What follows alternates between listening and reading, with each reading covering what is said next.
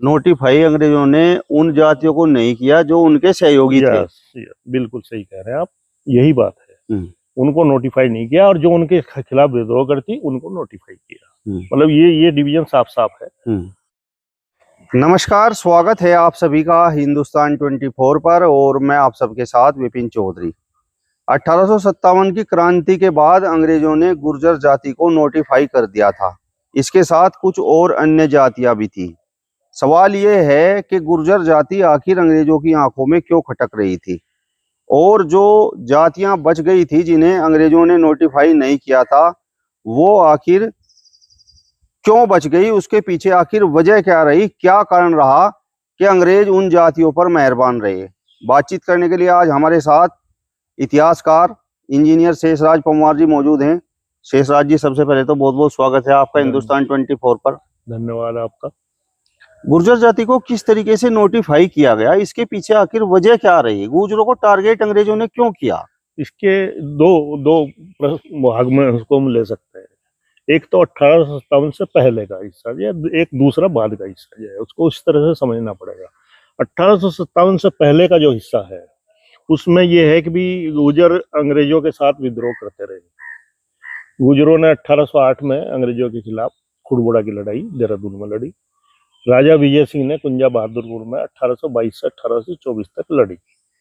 उसके बाद जो है उसी 1845 में ये नहर हरिद्वार से लेकर के गंगा कैनाल जिसको बोलते हैं कानपुर तक बनाई गई। इसका निर्माण 1845 में शुरू हुआ और 1855 में पूरा हुआ। 1855 में लागत वसूल करने के लिए वो किसानों के ऊपर जो लगान था उसको दुगना तिगना कर दिया गया। नतीजन है कि एकदम से विद्रोह हो गया और उसमें विद्रोह में और बहुत सारे कारण थे, लेकिन ये कारण बहुत बड़ा था कि किसान जो है वो लगान नहीं दे सकते थे और जिसकी परिणति 1857 के विद्रोह के स्वरूप में हुई। अब दूसरा पार्ट आता है इसके लिए। 1857 तक भारत में ईस्ट इंडिया कंपनी का राज था, अंग्रेजों का राज नहीं था, कंपनी का राज था। कंपनी बहादुरी कहते थे, कंपनी सरकार थी। लेकिन 1857 के विद्रोह के बाद ब्रिटिश गवर्नमेंट ने सीधे अपने हाथ में ले लिया, ईस्ट इंडिया कंपनी को एक तरफ कर दिया और ब्रिटिश पार्लियामेंट का सीधे शासन यहाँ पे हो गया। तो जब पार्लियामेंट ब्रिटिश गवर्नमेंट यहाँ पे आई तो उन्होंने नियम कानून बनाने की शुरुआत की। तो सबसे पहले उन्होंने 1861 में इंडियन पेनल कोड बनाया, जो जिससे आज भारत का जो है सब सजा वजा जो कुछ भी होती है दंड परिधान जिसको कहते हैं। और उसके बाद उन्होंने ये सोचा कि भाई इस देश की व्यवस्था को संचालित करने के लिए हमें क्या क्या करना है। तो इसके लिए 1871 में वो क्रिमिनल ट्राइब्स एक्ट लाए। दूसरा कंपोनेंट इसका ये है। क्रिमिनल ट्राइब्स एक्ट मतलब?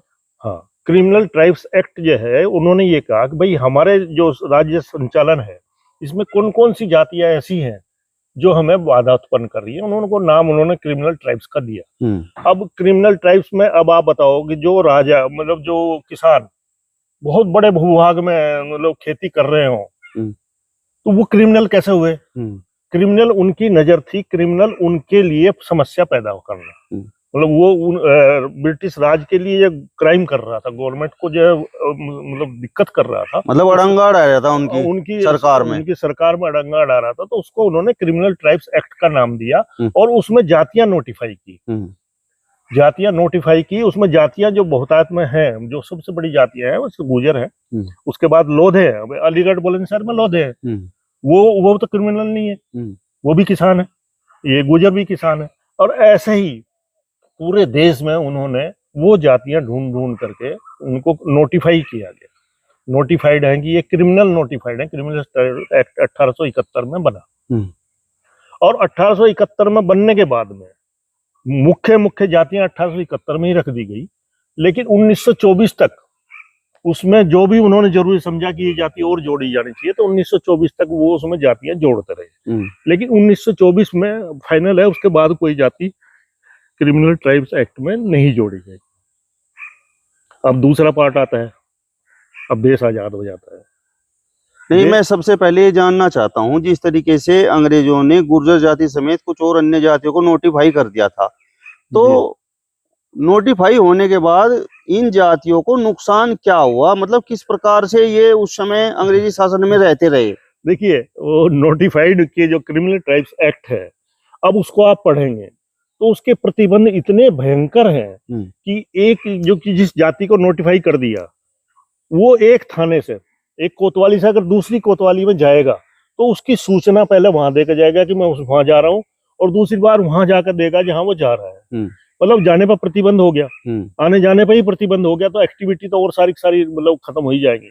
इसके अलावा जन्मजात की उसकी सूचना आ जाएगी, उनके गांव नोटिफाई हो गए कि ये गांव है इनके, उनके ऊपर जितने जितने दंडात्मक कार्रवाई हो सकती थी वो सारी लगाई गई। मतलब एक बच्चा भी अगर गुर्जर जाति के यहाँ पर पैदा होता था तो वो क्रिमिनल पैदा होता था। यस, वो नोटिफाइड, क्रिमिनली नोटिफाइड पैदा होता था।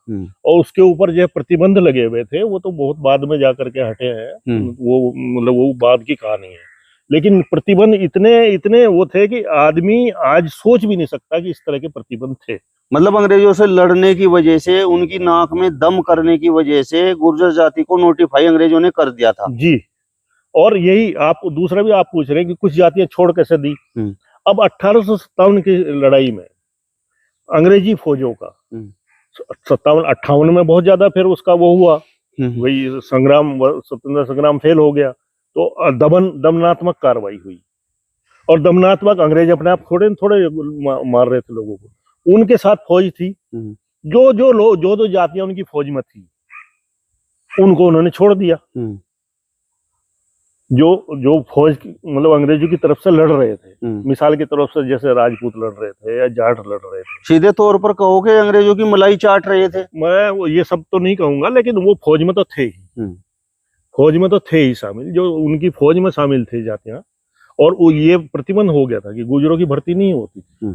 वो तो वर्ल्ड वार आई, फिर उसके बाद जो है मतलब उसको एक परियोजना बना करके जो है गुजरों में से ऑनरेरी मजिस्ट्रेट बनाए गए कि नहीं आप गुजरों में से भर्ती कराओ, नहीं तो गुजरों का फौज में भर्ती या पुलिस में भर्ती तो संभव ही नहीं थी, क्रिमिनली नोटिफाइड थे अंग्रेज शासन में। तो वो जातियां छूट गई। और ये जिन्होंने विद्रोह किया इनके खिलाफ, अब जैसे पंजाब में सांसी है, राजा रणजीत सिंह सांसी थे, आपको बता दें, वो सांसी मतलब वो पूरा उसके खिलाफ थे। तो वो जातियां उनको क्रिमिनल, और ये यही नहीं है, उत्तर भारत में नहीं, दक्षिण भारत में भी यही हाल था। और वो बहुत सी जातियां हैं, मतलब अनुसूचित जाति की भी जातियां जो है वो उसमें है क्रिमिनली नोटिफाइड में। तो ये तो था अंग्रेज पीरियड का हाल। नोटिफाई अंग्रेजों ने उन जातियों को नहीं किया जो उनके सहयोगी थे। बिल्कुल सही कह रहे हैं आप, यही बात है, उनको नोटिफाई नहीं किया, और जो उनके खिलाफ विद्रोह करती उनको नोटिफाई किया। मतलब ये डिवीजन साफ साफ है। और इसको फिर इसके बाद की कार्रवाई तो फिर देश आजाद होने के बाद की। तो ये जो रेजिमेंट चली हुई आ रही हैं, तो क्या ये अंग्रेजी शासन से ही है, अंग्रेजों ने ही इनके नाम रखे थे? जी, रेजिमेंट तो अंग्रेजों के समय की है, और यही समस्या है। अब देखोगे आप, उसमें गुर्जर रेजिमेंट नहीं है, यादव रेजिमेंट नहीं है, जाट रेजिमेंट है, सिख रेजिमेंट है, राजपूत रेजिमेंट है, मतलब स्पष्ट रूप से इवन महार रेजिमेंट भी है, क्योंकि महारों ने जो पेशवाओं के खिलाफ लड़ने के लिए अंग्रेजों का साथ दिया, और पेशवाओं को समाप्त करने में, शासन करने में महार रेजिमेंट का ही बहुत बड़ा हाथ है। महार रेजिमेंट भी पुरानी है। तो ये सब जो अंग्रेजों की मतलब उस समय जातियों के हिसाब से रेजिमेंट बनाते थे, क्योंकि जाति बहुत प्रभावी चीज थी। खान पान, उनका खाना बनना, परोसना, ये सब जो है वो संभव ही नहीं था कि कोई दूसरे को खिलाए। तो वो सब के जो रेजिमेंट है वो ज्यादातर जाति के आधार पर बनी हुई थी। मतलब गुर्जरों को अंग्रेजों से लोहा लेने की, उनकी नाक में दम करने की, उनके साथ लड़ने की सजा ये मिली कि आज के समय में कुछ लोग उसी समय के हिसाब से गुर्जरों को आज भी क्रिमिनल बताते हैं कि ये तो क्रिमिनल टाइप लोग होते हैं। देखिए, अब आपको मान लो ये प्रतिबंध लगा दिया कि आप एक थाने से, कोतवाली से दूसरे में जाएंगे तो भी आपको सूचना देनी पड़ेगी, तो आप क्या उम्मीद कर सकते हैं? तो शिक्षा ग्रहण करते, पढ़ सकते थे। उनके ऊपर तो एक व्यवहारिक रूप से जो शासन करता है वो इस तरह का व्यवहार कर रहा था कि तो चोर है, डाकू है, क्रिमिनल है, मतलब को चोर बता दिया। और हमारे जो भारतवासी हैं, देश के लिए लड़ने की वजह से गुर्जरों को वो आज भी चोर बोलते हैं। देखिए, एक फर्क कर लीजिए आप उसको, क्रिमिनल जो है वो चोर नहीं है। चोर तो ये जो जातियां जो अंग्रेजों का साथ दे रही थी, चोर तो उन्होंने कहा डिग्रेड करने के लिए, हमें अपमानित करने के लिए, क्योंकि हम उनके साथ नहीं थे। तो चोर तो हमें उन्होंने कहा है, वो हमने मतलब अंग्रेजों ने चोर नहीं कहा। नहीं, कुछ चोर लोग और तो ये criminal में कहते फर्क है। हैं कि गुर्जर Crime- अंग्रेजों से हथियार छीनते थे। नहीं, हाँ बिल्कुल छीने, हम्म। छीने हथियार। राजा विजय सिंह ने क्या किया, उनके खजाने छीने, उनकी जो है हथियार छीने सारे के सारे से। और जो है 1857 में क्या हुआ भाई, यही तो हुआ कि जो जो फौज के पास, पुलिस के पास हथियार थे वही तो छीने, उन्हीं से तो लड़े। लेकिन आपका इतिहास कहाँ है? इतिहास में तो और अन्य जातियों के नाम है कि भाई ये जातियां अंग्रेजों के साथ लड़ी, इन लोगों ने जो है मिलकर देश को आजाद देखिए, कराया। बहुत बढ़िया सवाल आपने पूछा। हमारे भी बहुत सारे, हमारे जो जो अपने आप को बहुत बुद्धिजीवी बनते हैं, बहुत बड़े गुजरों में से लेखक बनते हैं, और हमारे बहुत बड़े जो हमारे वास्तव में गुजर इतिहास को लिखने वाले यतीन्द्र वर्मा जी, उनके परिवार से भी है। वो ये कहते हैं कि साहब सबूत दिखाओ। अभी अब आप एक बात बताओ, इतिहास लिखेगा अंग्रेज और अंग्रेजों से आप लड़ रहे हैं, तो आपको बहुत अच्छा लिखेगा। क्या लिखेगा आपको? आपको क्रिमिनल एक्टिविटी ही दिखाएगा वो। मान लो हमने मतलब दिल्ली में जा करके मेटकाफ हाउस को लूटा, हथियार लूटे, गोला बारूद लूटा, उनसे लड़े, तो इसे क्या कहेंगे आप? चोरी कहेंगे इसे? वो चोरी नहीं। और एक बात और, पूरे आंदोलन में किसी भी अंग्रेज महिला को नुकसान नहीं पहुंचाया गया। ये ध्यान देने वाली बात है। तो हमारी नैतिकता के साथ, मतलब हम मतलब देश के लिए लड़ रहे थे, अपने लिए नहीं लड़ रहे थे। और बहुत सारी बात आ जाती है कि जो कि दो तरह का है कंपोनेंट। एक जो आम जनता की लड़ाई है, एक राजाओं की लड़ाई है। राजा अपनी सत्ता के लिए लड़ रहे थे, इसमें कोई शक नहीं है, चाहे वो राजा है, नवाब है, जो कुछ भी है। इवन बहुत सारे तो बाद में लड़ते रहे, जिनको हम देशभक्त बताते हैं, लेकिन वो अपनी सत्ता के लिए लड़ रहे थे। ये जो आम जनता लड़ रही थी, ये तो अपने देश के लिए लड़ रही थी। तो नोटिफिकेशन की जो बैकग्राउंड है, जो पीछे का वो परिस्थितियां हैं, उनको ज्यादातर लोग जिक्र नहीं करते आजकल। तो आजादी के बाद किस तरीके से ये समाप्त हुआ? पहले तो आप इसका थोड़ा सा जो है मतलब उसको पीछे और सुन लीजिए। 1881 की जनगणना है भारत की, उसमें 481 लोग हाई स्कूल पास हैं पूरे देश में, अंग्रेजों को छोड़ करके। पूरे देश में 481 हाई स्कूल पास, उसमें से भी आधे 245 के करीब जो है ब्राह्मण है, कुछ पारसी हैं, कुछ कायस्थ हैं। तो अब लिखेगा कौन? अगर हाई स्कूल पास ही नहीं तो लिख कौन देगा? अब हमारे बहुत सारे लोग कहते हैं कि साहब 1857 पर लिखा किसने? अरे भाई अंग्रेजों ने लिखा इतिहास, तो वो तो अपना ही लिखेंगे ना, या थोड़े बहुत जो कुछ ब्राह्मण पास हो गए थे तो उन्होंने लिखा है। अभी आपका दूसरा सवाल जो आप पूछ रहे थे, वो आजादी के बाद किस तरीके से ये नोटिफाई जो कर दिया गया था गुर्जर जाति को, और अन्य भी जातियां इनके साथ में थी, वो ये हुआ कि जब देश आजाद हुआ और सरदार वल्लभ भाई पटेल गृह मंत्री बने, उन्होंने देखा कि जेलों में तो बहुत सारे लोग भरे हुए हैं। अरे भाई कौन है ये लोग? तो साहब पता चला कि साहब ये तो क्रिमिनल ट्राइब्स वाले हैं। तो उनको बड़ा विस्मय हुआ। तो एक उन्होंने कमेटी बनाई, भाई इनका अध्ययन करो, अयंगर समिति जिसको कहते हैं। अयंगर समिति ने अपनी रिपोर्ट दी, स्टडी करके रिपोर्ट अपनी दी और भारत सरकार को सौंपी। हालांकि वो दबा दी गई, रख दी गई ऐसे गए ऐसे ही, क्योंकि पटेल जी भी हमारे बीच से चले गए। जैसी रिपोर्ट आई उसके बाद वो थे नहीं यहाँ, और उसके बाद ये डॉक्टर अम्बेडकर भी साथ साथ चले गए 56 में। मतलब देश आजाद होने के बाद भी अंग्रेजों वाले वही कायदे कानून गुर्जर जाति पर लागू होते रहे। बिल्कुल होते रहे, 1959 तक होते रहे। और 1959 में भी चूंकि भारत सरकार की पार्लियामेंट ने तो पास कर दिया कि साहब ये नोटिफाइड जो कास्ट है इनको डिनोटिफाइड किया जाता है, ये तो पास हो गया। लेकिन लागू कराने के लिए क्या हुआ? मतलब आपके ऊपर वो जो धब्बा लगा हुआ तो वो तो हट गया, लेकिन जो आपके साथ व्यवहार था वो तो होता रहा। अभी आप देखो 1952 में भारत की पार्लियामेंट से पास हुआ, उत्तर प्रदेश की सरकार को 1959 में याद आई 7 साल बाद कि ये जो जिनको डिनोटिफाइड किया है इनके लिए कुछ होना चाहिए, कुछ होना चाहिए, होना चाहिए। और होना चाहिए में भी जब उन्होंने शासनादेश किया तो उस पर भी रिपोर्ट ये लग गई कि साहब ये इनमें से कुछ जातियां ऐसी हैं जिनको जो है वो आरक्षण का लाभ मिल रहा है तो उनके लिए कुछ करने की जरूरत नहीं है, जो बची हुई है उनको कर दो। ये 1959 में 7 साल बाद। अब हुआ यही है कि बहुत सारे देश के बहुत सारे प्रांत ऐसे हैं जहां ब्राह्मणवाद ज्यादा हावी नहीं था, तो वहां पर उन्होंने क्रिमिनल ट्राइब्स को, डिनोटिफाइड ट्राइब्स को शेड्यूल ट्राइब में रख दिया।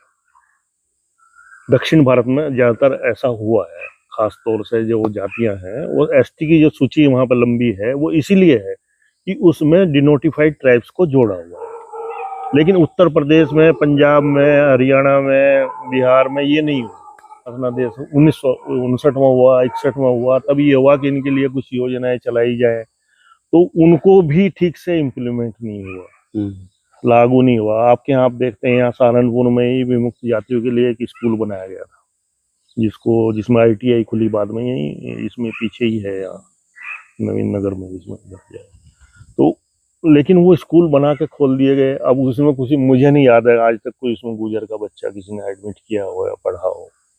अभी अपने आपके अधिकार जो दिए हुए हैं, आपके लिए जो प्रावधान किए हुए हैं, जब तक उनको खुद समझने वाले आप नहीं होंगे तो वो लागू भी नहीं होते। उन अधिकार इंजीनियर साहब, जो धब्बा आप पर लगा हुआ था, आपकी जाति पर लगा हुआ था, वो अब समाप्त हो गया है, तो उसके बाद आप क्या महसूस करते हैं? किस प्रकार की प्रोग्रेस है गुर्जर जाति में? देखिए, धब्बा समाप्त हो गया, दो चीजें हैं।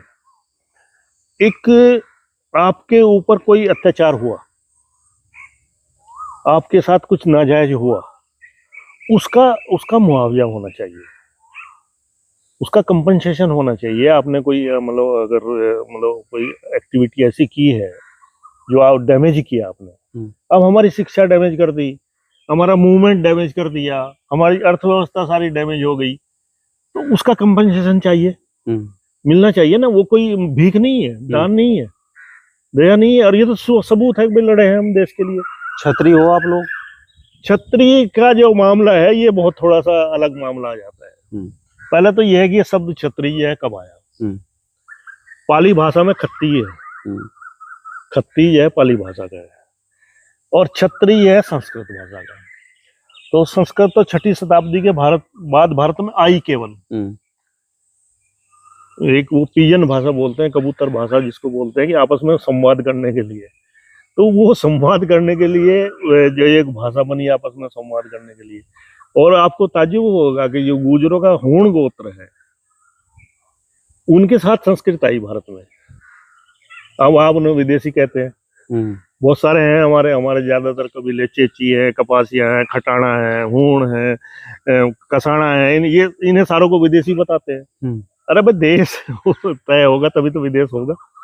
जब सारा का सारा एक ही था तो विदेश क्या हुआ। खैर, वो हूणों के साथ संस्कृत भारत में आई, और संस्कृत में क्षत्रिय शब्द जो है विकसित हुआ। तो क्षत्रिय शब्द जो है वो 8वीं-9वीं शताब्दी में प्रयोग में आने लगा। और वो भी एक ऐसे भी नहीं है खाली के साथ वो वर्ण ही है, वो बहुत सारी चीजें हैं, उसकी बहुत सारी व्याख्याएं हैं। जो छत्र धारण कर रहे थे उस समय राजा, छत्र मतलब छत्री सिर पर जो लगा गया, सबको अधिकार नहीं था कि वो छतरी लगा के चले, राजा ही चल सकता था। तो जो छत्र लगा के चलते थे उन्हें क्षत्रिय कह दिया। उसके बाद मनुस्मृति मतलब विचार रहा होगा, लेकिन लिखित स्वरूप जो है वो तो 12वीं शताब्दी में आया मनुस्मृति का, और वो लागू भी हुआ फिर ठीक से। तो आपकी वर्ण व्यवस्था जो है इम्प्लीमेंटेशन कब हुआ? जब हमारा प्रतिहार वंश समाप्त होने के बाद। राजा महाराजा हुए आपकी जाति में भी? अरे कमाल कर रहे हैं आप, सम्राटों की बात करो, आप राजा महाराजों की बात कर रहे हो। कनिष्क का था, सम्राट था ना, कुषाण है जिसके। अब उसके बाद जयपाल खटाना क्या था, जिसको पहले हिंदू शाही शब्द दिया गया, जयपाल खटाना। अफगानिस्तान में राजा था, गुर्जर था ना, खटानों का गोत्र है। कपासिया हैं अफगानिस्तान में। अभी आप ये पूछो, प्रतिहार आपके राजा नहीं हुए? प्रतिहार राजा नहीं हुए। और इसके अलावा आप क्या कहते हैं साहब, जो मतलब प्रतिहारों में से फिर आगे चौहान बने। नागभट्ट क्या था? ये सम्राट नहीं है, छोटे मोटे सम्राट नहीं है, बहुत बड़े सम्राट हैं। और इन सम्राटों के सामंत आगे राजा बने थे। कुछ लोग ये कहते हैं कि जब गुर्जर क्षत्रिय हैं तो फिर ये आरक्षण वगैरह और आर्थिक सहायता वगैरह जिस तरीके से आप बात कर रहे हैं। देखिए, आप सुनिए, मैंने आपको क्लियर कर दिया कि कोई चीज अगर आपने डैमेज की है उसका कंपनसेशन देना आपका बाध्यता है। और ये आर्थिक आरक्षण आर्थिक स्थिति पर प्रगति करने के लिए नहीं है, वो हो जाती है वो अलग बात है, लेकिन आपको मानसिक रूप से आपकी मतलब जो भावनात्मक जो आपका वो है, भाई आपके साथ गुर्जरों के साथ समस्या यही है कि आपको इंफीरियर दिखाया गया, बनाया गया और प्रायोजित तरीके से बनाया गया, इंफीरियर दिखाया गया। उन्होंने दिखाया जिनमें जो हम में से ही निकले हैं, ज्यादातर उन्होंने ही हमें दिखाया कि साहब हम इंफीरियर हैं। अरे आप लगातार सैकड़ों सालों तक हमें इंफीरियर बनाते रहे, बताते रहे, और आप छतरी बन के बैठ जाओ। हम नहीं कह रहे कि हमें कुछ नहीं मांगना, लेकिन हमारे अंदर से जो इंफीरियरिटी कॉम्प्लेक्स है वो तो दूर होना चाहिए ना। और ये कोई हम भीख नहीं मांग रहे। ये देखिए भारत का जो संविधान है वो क्या कहता है, हर क्षेत्र से प्रतिनिधित्व होना चाहिए, हर वर्ग से प्रतिनिधित्व, हर समाज से प्रतिनिधित्व होना चाहिए, तभी लोकतंत्र जो है आपका स्वस्थ रह सकता है। अब मेरा सवाल आपसे ये है कि अब तो आपकी जाति डीनोटिफाइड हो गई है, और जिस समय जो जातियां अंग्रेजों के समय में नोटिफाई नहीं हुई थी और आज के समय में वो जो प्रगति कर रही हैं, और आपकी जो जाति है डीनोटिफाइड होने के बाद क्या प्रगति के क्षेत्र में उनके समकक्ष खड़ी हुई है? अरे भाई देखिए, शैक्षिक रूप से, सामाजिक रूप से, आर्थिक रूप से। आप विपिन जी कितनी आयु है आपकी? 43 साल। 43 ईयर्स। आपको पता 70 साल पहले क्या सीन था? कितने शिक्षित थे आप में? शिक्षा कैसे मतलब कम रह गई? मैंने आपको बताया ना कि आप पर प्रतिबंध लगा के आपको भीड़ों में भेज दिया, नदियों के किनारे भेज दिया, पर्वतों पर चढ़ा दिया। आप शिक्षा कहाँ से ग्रहण कर लेते? और शिक्षा नहीं होगी तो शिक्षा किसकी वजह से रुकी? मनुस्मृति की वजह से रुकी, धर्म की वजह से रुकी। ये भी सुन लीजिए आप, आपकी शिक्षा धर्म के माध्यम से रोकी गई। जिसे आप धर्म कहते हैं, जिसको हिंदू धर्म कहते हैं, उसके माध्यम से रोकी गई, वर्ण व्यवस्था से रोकी गई, उनकी प्राविधानों की वजह से रोकी गई। आप एक तरफ तो आपकी शिक्षा को रोक दो और फिर आप कहो साहब आप प्रगति क्यों नहीं कर रहे हैं। और एक दिन में नहीं होती, ओवरनाइट नहीं होती। मैंने 1881 बताया कि 481 हाई स्कूल पास थे। अगर अब तब हम पर प्रतिबंध ना होता तो हम इनसे आगे होते, हम इनसे आगे होते। लेकिन अब देश आजाद होने के बाद में, सारे बंधन खत्म होने के बाद में हमारे अंदर शिक्षा आ रही है, हमारे बच्चे पढ़ रहे हैं, आगे को बढ़ रहे हैं। रुकावट नहीं होनी चाहिए। अभी भी जो बेईमानी होती है इंटरव्यू के माध्यम से, प्रतियोगिता परीक्षा के माध्यम से, जो हमारे साथ बेईमानी है वो बंद हो जाए तो हम किसी से पीछे रहने वाले नहीं। आपका हाई स्कूल टॉप करते हैं, इंटर टॉप करते हैं, हमारे बच्चे नहीं करते राजस्थान में टॉप। तो ये कहना साहब कि हमें मतलब खुला अवसर जब मिला है तब हम आगे बढ़ेंगे, हमारे भी ऊपर रुकावट नहीं होनी चाहिए। चलिए, तो इतिहासकार इंजीनियर शेषराज पंवार जी को आपने सुना। फिलहाल इस वीडियो में बस इतना ही। अगली वीडियो में फिर आपसे मुलाकात होगी, तब तक बने रहिए हिंदुस्तान 24 के साथ। नमस्कार।